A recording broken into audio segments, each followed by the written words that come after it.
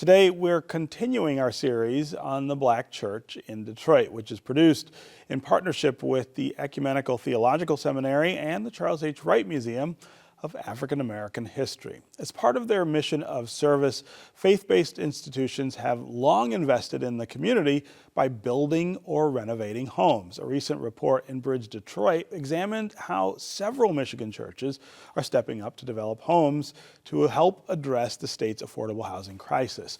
Joining me now to talk about the church's role in housing development are Pastor Barry Randolph from the Church of the Messiah and Reverend Dr. Nicholas Hood III of Plymouth United Church of Christ. Welcome to American Black Journal. It's great to have both of you here. Yeah, thank you. So I want to start by talking just a little about where we are with housing and affordable housing. We absolutely have a crisis, not just in Detroit and Michigan, but nationwide with affordable housing. But I also feel like there is momentum in Detroit in particular right now to address some of that, and it's momentum we haven't seen in some time. So I want to start with both of you talking about the work that you're doing, but also put it in the context of what we see going on in a wider sense in the city. Pastor Barry, I'll start with you. Yeah, so Church of the Messiah, we've been doing affordable housing for 48 years. So we started way back in 1978. Wow. And we were working to rebuild the neighborhood of Island View where Church of the Messiah is. And at that time, we started working on the issue of affordable housing because we wanted to make sure that there was housing for the average Detroiter. And fast forward now to 2026, we're looking at a lot of people coming and moving to Detroit. Mm-hmm. But we want to make sure that the average Detroiter have somewhere to live. So we got a couple projects that's going to be happening in the community and neighborhood to build more affordable housing. Hopefully we'll be breaking ground later this year in order to be able to do that. But it's all about making sure that the average Detroiter has somewhere to live. That's what we're working on now. Yeah. Reverend Hood? Well, the Plymouth United Church of Christ, where I pastor, got involved with housing starting in 1960, believe it or not. My dad, who was the pastor, who did it, right? He was the pastor at the time. We woke up one Sunday morning to read in the newspaper that our church was going to be taken for a new medical center. Wow. And it was to be, by eminent domain. And so we got into housing by necessity. Yeah. And it was interesting, we built new housing, 230 units of low to moderate income housing in the same neighborhood. Matter of fact, today is right across the street from Receiving Hospital. Yes. But that's the area, Old Black Bottom, where the church was located. Where and we it built used to the be. housing before we built the new church. Wow. But it's low to moderate income housing. It's governed by a separate nonprofit housing corporation, the Plymouth Nonprofit Housing Corporation, and that was really to protect the church. But it's going strong. It's paid for in 230 units. Yeah. And the church has a relationship with the housing. Over the years we provided computers to the children, some feeding programs. Number of people who live there in the housing development now take part of a feeding program we have in partnership with Trader Joe. But that's, our housing. We've also done some development with the mentally handicapped housing. I want to talk about how when a church builds housing, it kind of feeds the idea of church community, right? That it's not just people can live here, but you're building a community and you're adding to the church community. What does that look like over near Church of the Messiah? Yeah, it's all about building community, providing opportunities for people. And I appreciate what Reverend Hood just said, because it is about also doing those wraparound services. We also do a feeding program. We also provide internet. We inadvertently got into doing internet. So we provide free internet for those who can't afford the internet. We also do that. We have a marching band to help the kids get into school. It's been all of these things where you find out that people need housing, but they need the other wraparound services that go along with it. So it allows the church to be the center of the community and help meet the needs of the people in the community to be able to bring them up so that they can have opportunities to be the best that they can possibly be. And then some people, they use the affordable housing as a stepping stone into buying their own home. So that's another opportunity that affordable housing gives to people in the community. Yeah. Reverend Hood? Well, the affordable housing, in our case, we started with low to moderate income. Now I think the designation is affordable. Right. But, you know, it just makes for a more complete community. And, you know, we have, over the years, a number of people who have lived in the housing, have joined the church. But more important than that, it's just a safe community. Yes. In our case, because we're located right across the street from the Detroit Medical Center, a number of employees from the medical center, you know, live there. Live in the housing. Yeah. Yeah. Yeah, they save on gas. Yeah. Right. You'll walk to work. And they save on gas if they live in the housing. I don't know about your housing, but you know, we got started through HUD, the 221 D3 program, where the utilities are paid for. Oh, is that right? Wow, So that's it's amazing. a real, it's not just low rent, but But no utility. you know, which utility do they pay? I think it's the electric they pay, but I think it's the gas and the water are free. Water, yeah. Wow. Yes.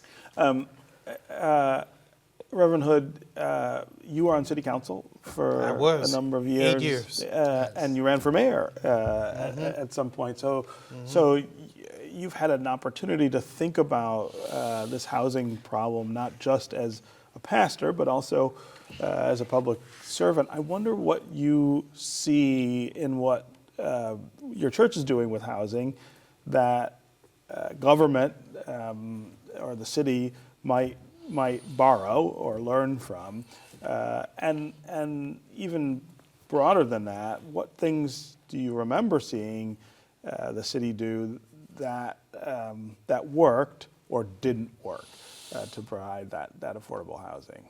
Well, let me share with you the big question I have right now. I was just talking to my wife last night about it as we were riding through the city. There's a lot of new construction in Yes. Detroit for apartments. Yes. And I'm wondering, Yes. the bright people, you know, who come up with their concept of who the logical tenant will be, what are they really thinking about? Because the kind of housing that your church is building, has built, the kind of housing we built, you know, has been for working people. Yes. And people who are not at the high end economically. But with the new apartments that I see all through downtown and near downtown, I just don't know how a person who's not highly trained, highly educated, I don't know where the jobs are going to be for them. And I think there always will be a need for affordable housing. Always. But my question is, where will the jobs be? What are the jobs of the future for a city like Detroit, where robotics increasingly, are going to outdistance, I think, human employees for the kind of work that Detroit has provided. Has been doing a lot forever, right? Yeah, and industrial work. Very good. So I don't know where housing is really going, but I think there will always be a need for the kind of affordable housing, low to moderate income housing, Yep. Yeah. just to balance the scales. Yeah. You make a very good point, because I always try to figure out, as they said, I think the average rent in Detroit is like, not Detroit, but across the country is $2,000 a month. And I'm wondering, what are Which is people really a doing? lot. Yeah. I mean- what do you have to do for a living Yeah. to pay that much money? Right, So right. where are these jobs that make sense? And then you have a city like Detroit where we're fighting the poverty rate, and you want to really look out for the average person in Detroit. What does that look like? So No, that's a very valid point. I always think, what are the jobs that people are going to have To sustain this to housing. sustain this, yes. Well, to put that in perspective, I believe the rent for a one-bedroom apartment in our development is still somewhere around $700. Yep, ours is Is that about right? the And same. that includes most of the utilities. Yeah, yeah. I mean, I just don't know where a person who's struggling, just trying to get by, Yeah. can make it. No, I totally agree. Totally agree.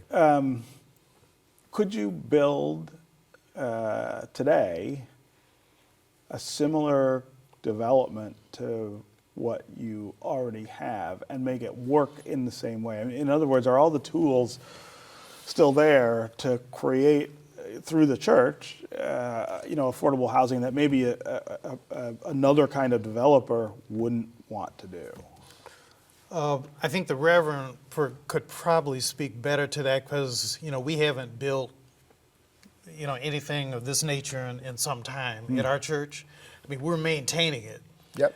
But I really don't know because, our development was a $3 million project, Okay. 230 units, and it was financed totally by HUD. Right. The church did not have to put up any Didn't money have to pay for it. for yeah. that. I don't know if that's possible now. I always think that developers, in my opinion, can do a lot better. I think a lot of times we spend so much time looking at the bottom line on how much money that we can make. But I think when institutions like churches do, we're looking at the whole human being. And we take all of that into consideration. We think about children, we think about seniors. And I'm not saying that average developers don't do that, but I think that needs to be part of the equation because, we're going to be building again on East Grand Boulevard, and it's still going to be affordable. We're still going to find the ways to make it affordable. And part of that is going to have to be subsidized. But we're going to find a way to be able to do it, and I just wish more developers would make that part of what So they do. So you are planning to continue to build Yep. affordable housing, yes. What are the tools that make that possible? Why can you do it and other developers Well, I don't seem think to? we make a commitment to be able to do it. So Yeah. when we go into it, we look at all of our partners. What do we need in order to make that happen? So, we look to make that happen. That's just what it is that we do. But I think that needs to be a question we need to talk about with development as a whole, coming into a city like Detroit. Yeah. What kinds of things do you need from the city and the state, not just to make it easier for you to create affordable housing, but to make it easier and better for the community that you're serving to help create affordable housing? Well, I think one thing we need to do is to definitely look at the average Detroiter and think about the different ways that we want to improve their lives. We want people to be able to make more money. I went to the state of the city, and I appreciated some of the things that the mayor said. We need to get people into a higher wage. We need to be on the cutting edge of looking at the future of what's going to happen in Detroit. We're not so much into manufacturing like we were before. There is technology. There are other forms of revenues. There's entrepreneurship. There's other things we need to be looking into in order to make this happen. Yeah. And as long as we're looking at development, looking to meet the needs of the people that we currently have and looking towards the future, I think that's what we need to do. I think the best thing the city could do to help churches build housing is, one, make the city a safer place. Yeah. And number two, regardless of income, the city just needs a better public educational system. Yeah. And the kind of public education that would attract young families. There are a lot of families in your I live near your church. I don't know if you know that. Okay. We're the Lower East Side Yep. of Detroit, near the river. Best place to live. And there are a number of young families of all races that are moving, into that area. But the one thing we don't have are schools, public schools that, are not going to cost a family any more money than the taxes that they're already paying for schools. Yeah. that the families can be satisfied with, that their kid is going to get a good education. Yeah. And And I that's think still if one the- of our biggest problems. That if is the- one of our and biggest problems. Number three, I think if we have those two things, we'll have more grocery stores. Yeah. And I'm a resident. Your person, somebody asked me what was my drive like coming into the studio today. I said, well, like my 3 drive minutes. wasn't bad because I live here. I said, but we live in a food desert. Yeah. It's And- getting better. We have a couple more options than we used to. But I remember when you ran for mayor, this was a major point of your campaign, was that we live in the city without access to the necessities, basics. Where can you buy underwear? Yeah, I remember that question you in asking Detroit. that during the campaign. Where can you buy it today? Yeah. Well, there's a couple places more. We have a Meijer on 8 Mile, and another one out. That's on the west. city border. Yes, they're not in the center of the That's city. in the city border. We got Rivertown. I mean, Rivertown. we shrug our shoulders at that. Yeah, but that But those are real life issues. And I think as the city does a better job of dealing with the necessities of life, Yeah. then affordable housing will take care of itself. Yeah. But we have some real challenges in the city right now. We still do. Yeah. Okay, great conversation, guys. Thanks for being here, and good luck with the housing that you have and that you're creating here. Appreciate the opportunity. Thank you. Absolutely. Thank you.